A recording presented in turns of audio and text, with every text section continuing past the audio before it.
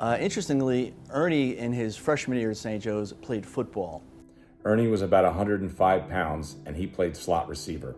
He was so fast that nobody could cover him, and his hands were so good that anything he could touch, he would catch. He was clutch. In our last game of the season at Paramus Catholic, we were losing by 4 points with about a minute left, and we were 80 yards from pay dirt. Somehow, Ernie managed to get behind the secondary. He caught the ball in a dead run, and he took the ball 80 yards to the house. And that was Ernie Lugo's last play on a football field. After a winter and spring season of track, it was pretty clear his future was going to be on the trails and the track and not on the football team. The very first race that I ran at St. Joe's, it was a rainy, horrible, cold day, and as I got onto the track to run, my singlet got stuck on my sweatshirt. And I picked up the baton to run the mile portion of the distance medley without a shirt.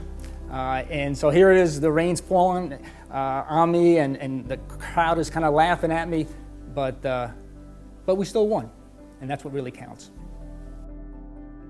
When he came in sophomore year onto the cross-country team, we'd had a senior who kind of had led a resurgence, Doug Christensen, and we had 4 or 5 juniors, and we were pretty solid. But Ernie came in and automatically was our #1 guy, and what followed then were 2 league championships. In his junior year, we maintained the #1 ranking in Bergen County for cross-country.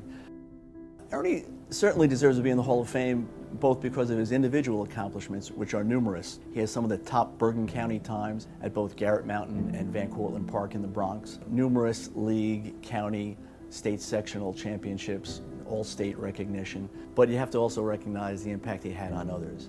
From a standpoint of work ethic he brought, the talent he had, and probably more importantly, I would use the word gritty. Again, we had some talented runners, but Ernie was tough, and I think that grit was really something that pushed us as a team into the upper echelon of distance teams in Bergen County that year. When I look back at the tremendous impact St. Joe's had on me, I can't help but remember the science classes that I took at St. Joe's and how that really kind of fostered my interest in sciences that led to me choosing a career in medicine and now being an emergency room physician for the past 30 years.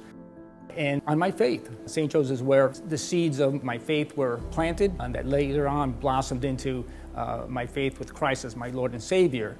When I think about connecting the dots from that moment, that clutch play that Ernie made to win us the championship, to what he does now as an emergency room physician, where you don't know what's coming through the door.